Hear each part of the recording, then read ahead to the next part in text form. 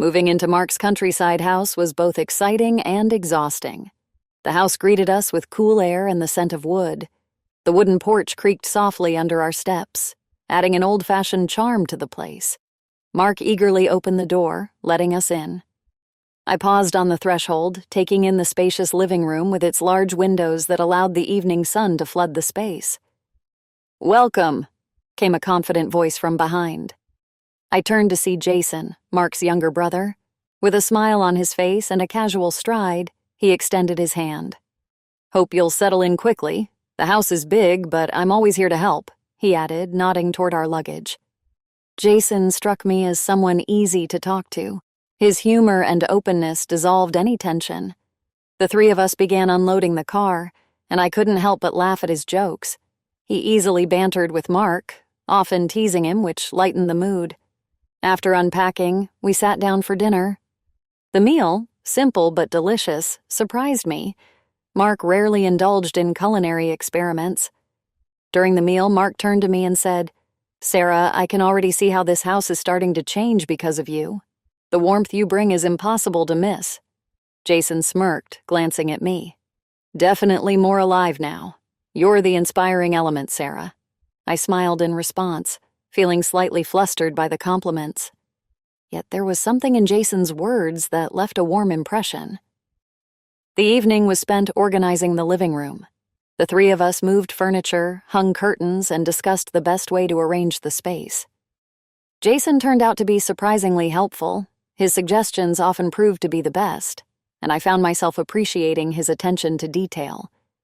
Once the room had come together, I sank into the couch, enjoying the result.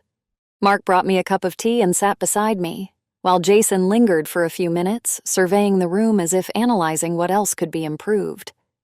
"Great teamwork," he finally said, looking directly at me. I felt a faint tension but brushed it off immediately. It was simple. 3 adults making a shared home cozy. That's how it should be. But somewhere deep inside, a small voice whispered that this story was just beginning. The morning was calm. Through the window, I could see the overgrown garden, and I decided it was time to do something about it. After a hearty breakfast, I put on gloves, grabbed some tools, and stepped outside. The fresh air and soft chirping of birds should have set a productive tone, but I still felt slightly out of place in this new environment. Unexpectedly, I heard Jason's voice behind me. He had come out of the house holding a cup of coffee and stopped a short distance away. I noticed his gaze shifting from the garden to my awkward attempts at clearing the flower bed. Without saying much, he joined me, taking a tool in his hands with ease. His movements were confident, as though this was something he did often. We worked mostly in silence, exchanging only a few words here and there. Gradually, Jason's calm and assured demeanor made the task feel less daunting. At one point, I paused to watch him smooth the soil for the flower beds. His motions were precise, almost artistic. It was surprising. Who would have thought someone so effortlessly casual could be so skilled in gardening? By evening, the garden had transformed. The weeds were gone, replaced by neat flower beds, and the area around the house looked much more inviting.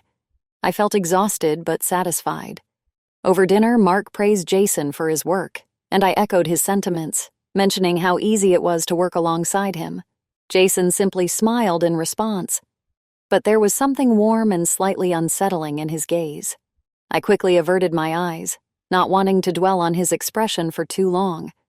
Later, as I was putting away the remaining tools, I accidentally dropped the spade.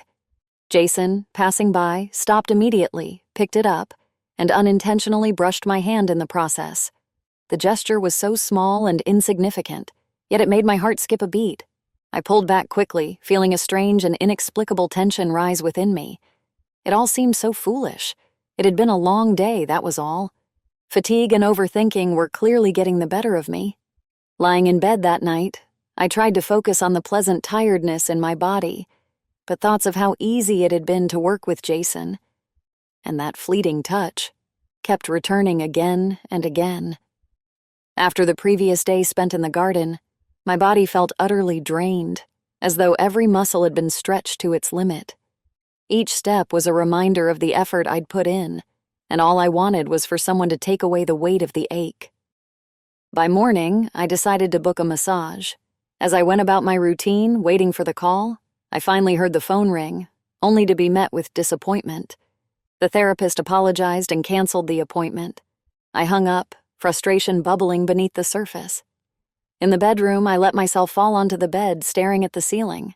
The fatigue seemed to pin me down, rendering me motionless. I hadn't noticed when Jason entered the room. He stood there for a moment, observing me, a look of quiet contemplation on his face. "You look completely exhausted," he finally said, breaking the silence. His voice was steady, carrying a note of concern. I didn't reply. He stepped closer, assessing me as though weighing a decision, and then casually offered, "I know a bit about massages. If you want, I could try to help." I hesitated. The idea of lying under Jason's hands felt strange, almost intrusive, but the ache in my body overpowered my doubts. Finally, I nodded, giving a quiet agreement. I lay face down on the bed, resting my head on a folded towel. Soft light filtered through the window, casting a serene glow over the room, though inside me was a flicker of unease. Jason moved closer, his footsteps quiet and measured. He started with my shoulders, his hands firm yet gentle, methodically working through the tension that had built up since morning. His touch was confident, each movement deliberate and effective. Slowly, the pain in my neck began to fade, and with it, the tension in my mind. I closed my eyes, focusing on the sensations. His fingers traveled lower, carefully kneading the stiff muscles along my back. Each touch seemed to peel away layers of exhaustion, but after a while I noticed a subtle shift. His movements became slower, softer, almost pensive. My skin responded to every stroke, coming alive under his touch. The quiet in the room grew heavier, almost palpable. I could hear only my breathing and the faint sounds of his motions. Something had changed, though I couldn't pinpoint exactly what. When he finally finished, I felt him step back. The room seemed to exhale, the air filling with an odd clarity that hadn't been there before. "All done," he said at last. I slowly sat up, avoiding his gaze. Something stirred within me, a feeling I couldn't yet name. His touch lingered on my skin, and I couldn't seem to shake the memory of it. In the evening, Mark suggested we spend some time playing billiards. I had been thinking earlier that morning about how I needed a distraction from the routine, so I eagerly agreed. The billiard table, covered in a thin layer of dust, stood in the corner of the living room, looking like it hadn't been used in years. Mark, fully engrossed in preparation, brought out the balls and cue, starting to clean the surface of the table. I watched him as he talked about how he used to enjoy the game in his youth. I had never held a cue before, but the idea of trying something new felt exciting. Once everything was ready, Mark unexpectedly decided to head to the kitchen. "Jason can help you get the hang of it," he said as he left. I found myself alone with the billiard table and Jason, who didn't seem to mind taking over. He stepped closer, pointing at the balls with the cue as he explained how to aim properly. I stood there, trying to focus on his instructions, but I couldn't help noticing how close he was. His movements were confident, smooth. I tried to mimic his stance, holding the cue in my hands, but I quickly realized I was doing something wrong. Jason stepped closer, placing his hand over mine. His touch was light, but enough to send a strange warmth rising up my arm. He gently guided my elbow and adjusted the angle of my shot. His voice was soft, almost a whisper, and I realized I wasn't really listening. I was simply aware of his presence. Something tightened inside me. His hands, strong yet deliberate, moved with a thoughtful gentleness, stirring emotions I tried to suppress. I took the shot, but I couldn't even tell if I hit the target. My attention was entirely elsewhere. When Mark returned, I was relieved to see he hadn't noticed anything. To him, it was just another ordinary evening, but for me, it was far more complicated. The morning began with the familiar rustling of leaves outside the window and the soft sound of Mark's footsteps in the house. He looked calm as he suggested we take a walk around the property. I agreed, hoping the fresh air and his company would help clear my thoughts. We walked along a trail skirting the woods, and Mark spoke about his plans. He dreamed of expanding the house, adding a spacious terrace, planting more trees, creating a cozy relaxation corner with a view of the garden. His enthusiasm was infectious, and his words carried not just care for the house, but also for me. I looked at him, trying to focus on his voice. But the longer he talked, the more my thoughts wandered. Fragments of memories surfaced. Jason's touch, his soft voice, the way his gaze lingered just a little too long. Mark turned to me, asking a question, but I only realized it several seconds later. His kind eyes and the sincerity with which he shared his plans reminded me why I had chosen him. Yet something inside me had shifted. That evening, Mark stayed in the study, absorbed in his paperwork, and I headed to the kitchen to prepare dinner. Jason soon joined me, offering to help. We stood side by side, chopping vegetables, discussing small things. There was an ease in his movements, as if he had always been part of this family. I noticed the way he looked at me had changed. His gaze lingered longer, and when he accidentally touched my hand while passing me the knife, I felt a warmth spread through my body. For a moment, I found it hard to breathe. We laughed when I spilled some water, and he quickly grabbed a towel, teasing me about my clumsiness. Everything felt so natural that I didn't immediately realize how significant this interaction had become for me. Later that night, lying in bed, I tried to sort through my emotions. Jason was appearing in my thoughts more and more. His touch, his gaze, even his voice felt too vivid to ignore. I tried to convince myself it was temporary, just a strange reaction to fatigue and the new surroundings. But when I finally drifted off, my dream felt too real. Jason was giving me a massage, his hands lingering longer, their movements growing more assured. In the dream, there was no hesitation, only desire. When I woke, my heart was racing. The warmth of the dream still clung to my skin, and I realized, even though I didn't want to admit it, that I wanted it. The feelings were frightening, yet they were becoming impossible to deny. The morning began with unexpected news. Mark, always eager to take care of my well-being, informed me that he had arranged a new massage session for me. It should have delighted me, but instead, I felt a faint tension. Memories of Jason's touch surfaced so vividly that I barely registered Mark's announcement. When the masseuse arrived, I tried to focus on the sensations.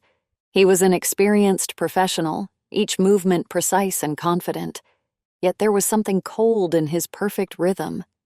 His touch didn't linger in my thoughts. It felt mechanical, as if he was merely completing a task. I closed my eyes, trying to relax, but an unease grew inside me. Instead of feeling his hands, I remembered another's. Jason's warmth, his assured touch, his ease, even his voice saying "relax," echoed in my mind, drowning out the current reality. The session ended, leaving me with a strange sense of emptiness. I thanked the masseuse, but inside I felt unsettled. This wasn't what I had expected. Returning to the house, I tried to distract myself, tidying up the living room, but everything felt out of place. Later, I noticed Jason passing by. He paused in the doorway, his gaze lingering on me a moment longer than usual. The air in the room grew slightly tense, almost imperceptibly so. "How was it?" he finally asked, his voice casual, though I caught a flicker of interest. "Good," I replied, though I hesitated briefly. But something was missing. A playful smile spread across his face. "Well, I guess that makes me the better masseuse," he said with a smirk, adding a quick wink. "Let me know next time. Plus, I'm cheaper." I laughed, though I felt something tighten in my chest. His words were clearly a joke, but they left a strange warmth behind. It was a playful exchange, a light-hearted moment, yet inside it felt as if something had shifted.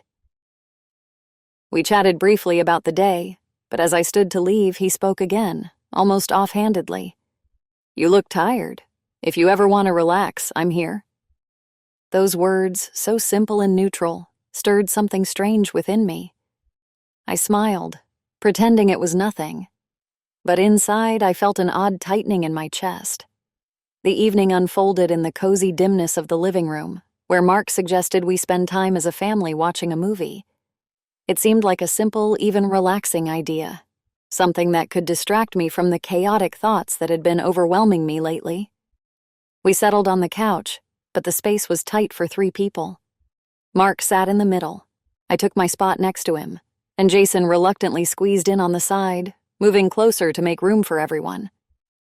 From the start, I felt Jason's arm brush against my shoulder. a light, barely noticeable touch, but it made my heart pause for a moment. I could feel the warmth of his skin through the thin fabric of my shirt and instinctively tried to shift away, but there was nowhere to move.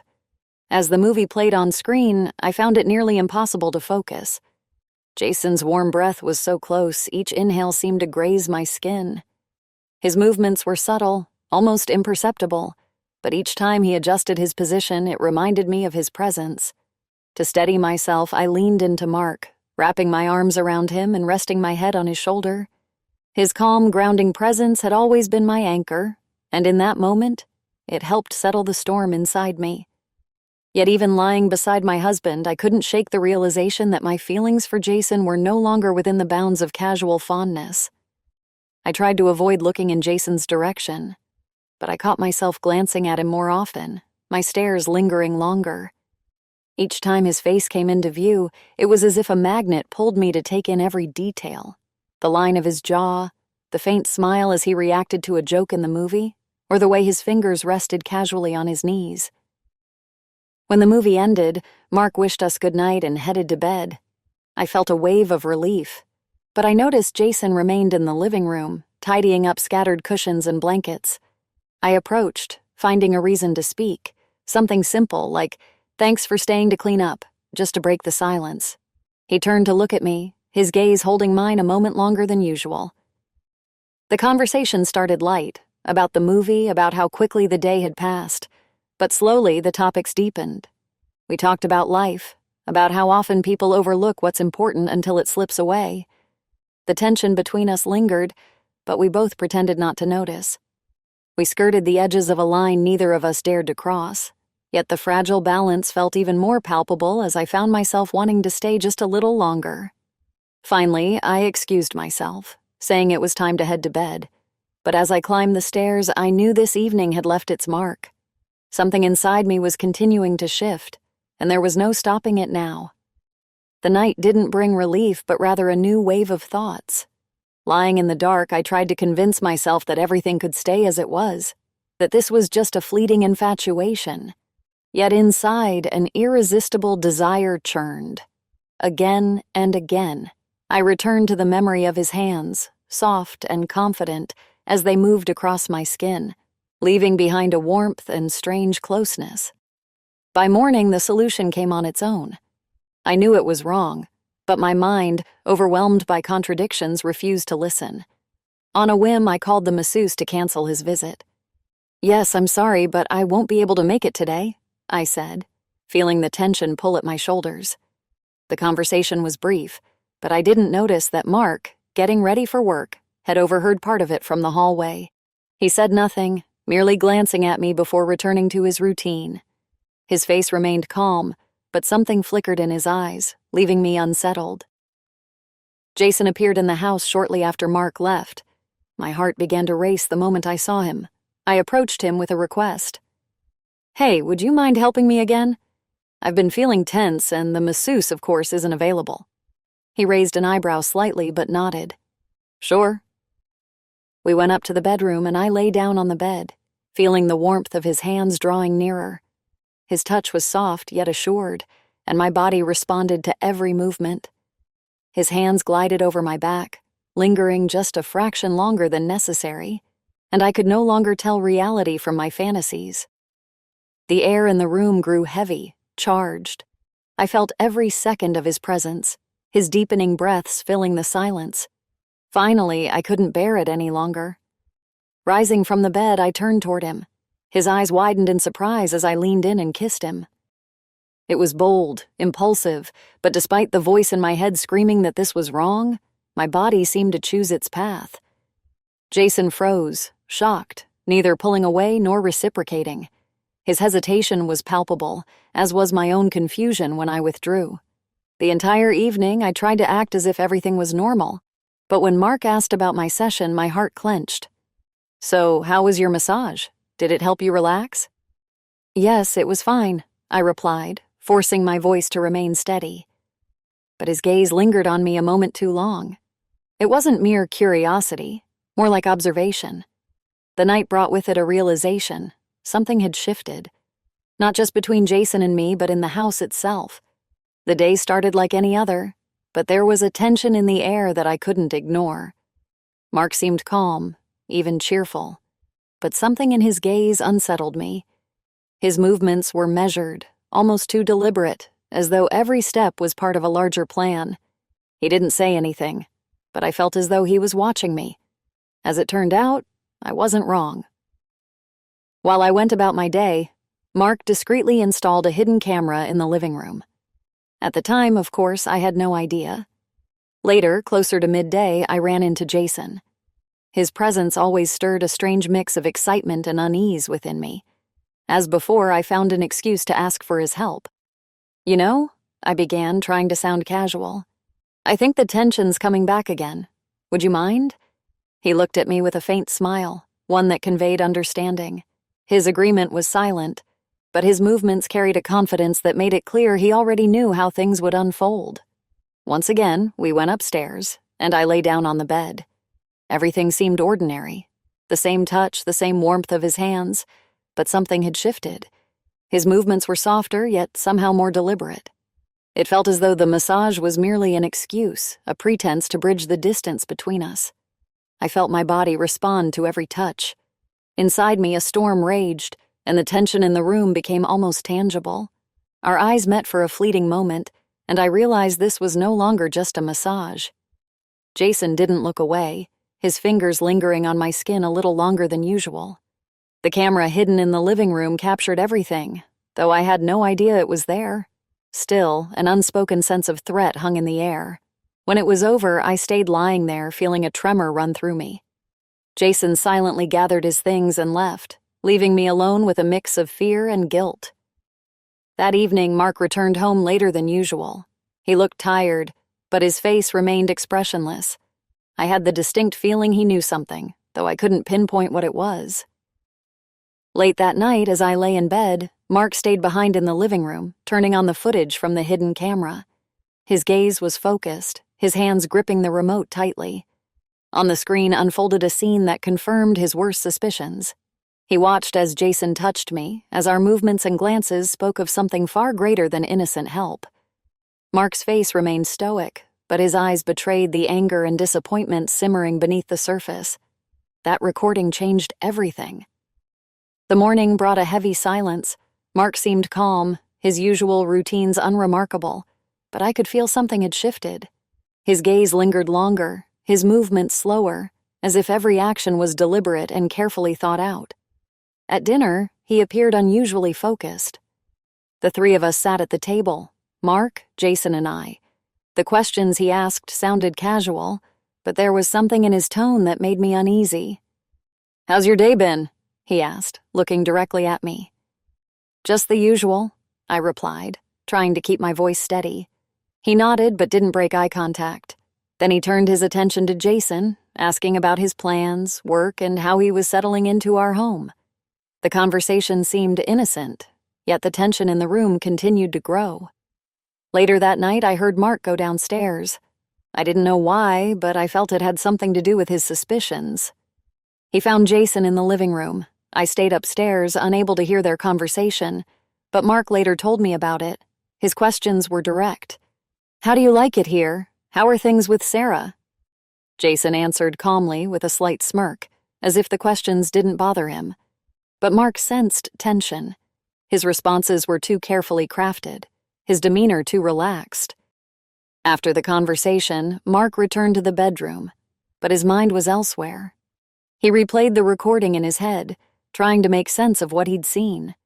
The footage showed only a massage, albeit an overly intimate one, yet it could still be dismissed as inappropriate rather than intentional. Mark decided not to jump to conclusions. He watched me closely, noticing how I avoided prolonged eye contact. I could feel his scrutiny, but I worked hard to appear natural. As for Jason, our conversations had indeed grown more animated. We discussed various topics, and I tried to maintain a facade of ease, but there was an undeniable undercurrent in the air. Though Mark observed this, he chose not to let his imagination run wild. He understood that premature accusations could shatter the family, so he opted to wait, seeking stronger evidence or hoping his suspicions would prove unfounded. But the unease within him grew with each passing day. The morning began like many others, but something in Mark's behavior put me on edge.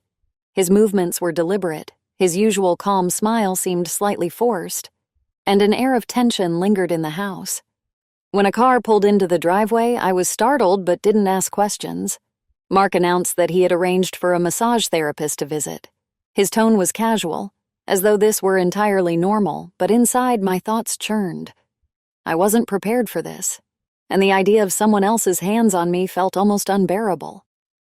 The massage started as expected, professional, precise, detached, but I couldn't relax. Each touch felt cold and mechanical, like a pale imitation of what I had come to crave. My thoughts wandered far from the room, drawn back to the warmth and intensity of Jason's touch.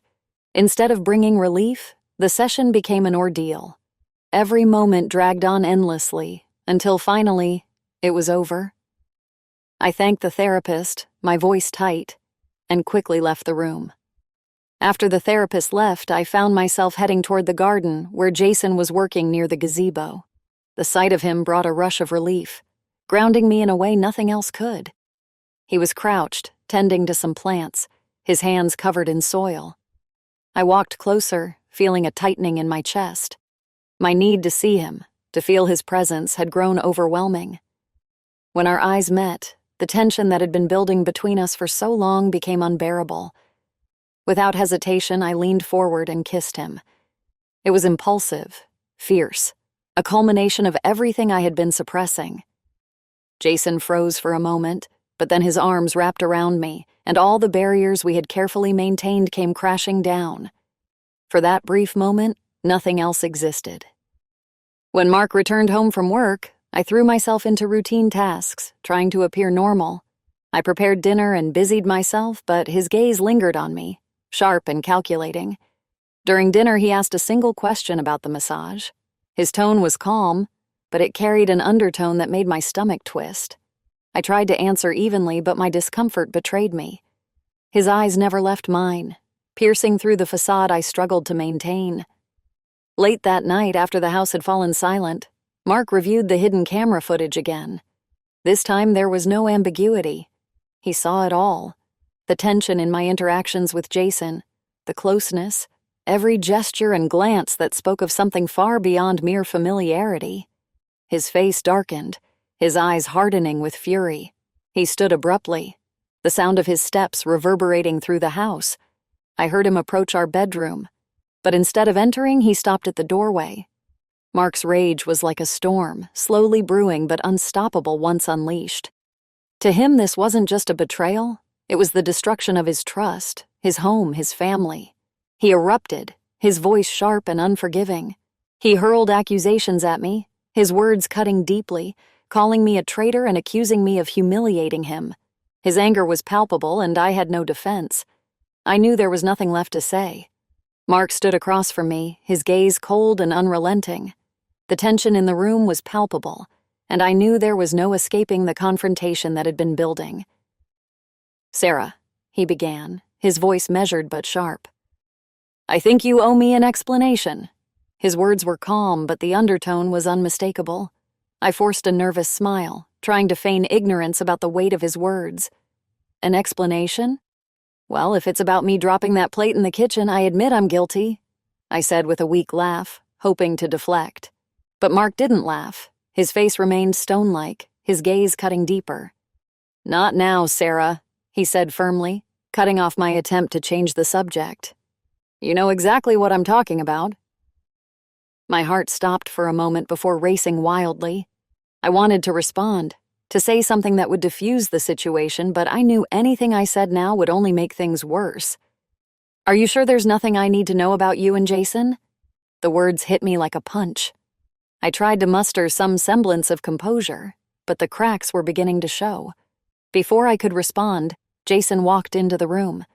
His expression shifted when he sensed the tension, his steps faltering slightly. Mark wasted no time turning his attention to him. "Jason," Mark said, his voice still calm but laced with steel. "I think you have something to explain as well." Jason froze, glancing briefly at me before his face tensed. He was searching for the right words, but his hesitation betrayed him. "What do you mean, Dad?" he finally asked, trying to keep his voice steady.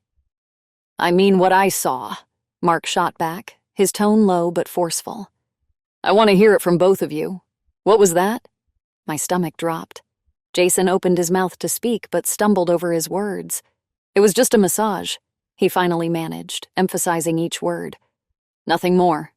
Mark's eyes narrowed, his expression hardening as he stepped closer. "A massage? That's what you're calling it?"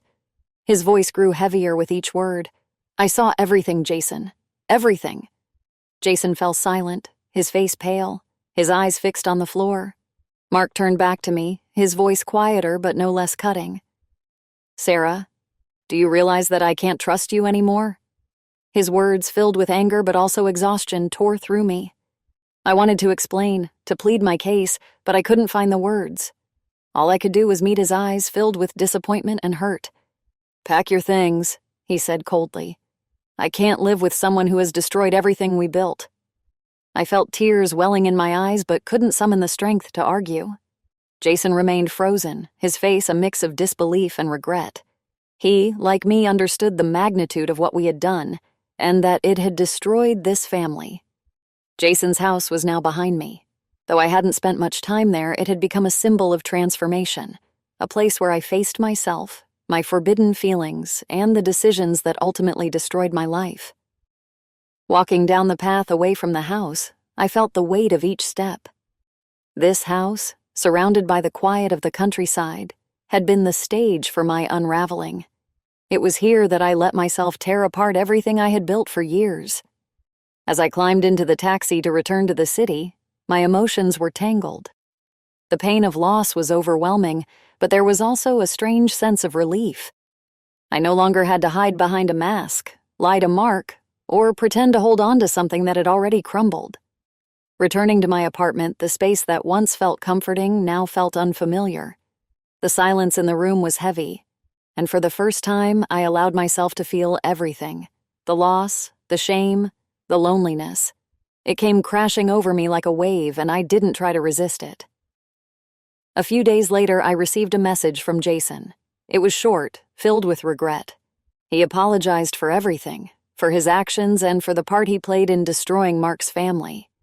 I read the message several times but didn't reply. Everything between us had been a mistake.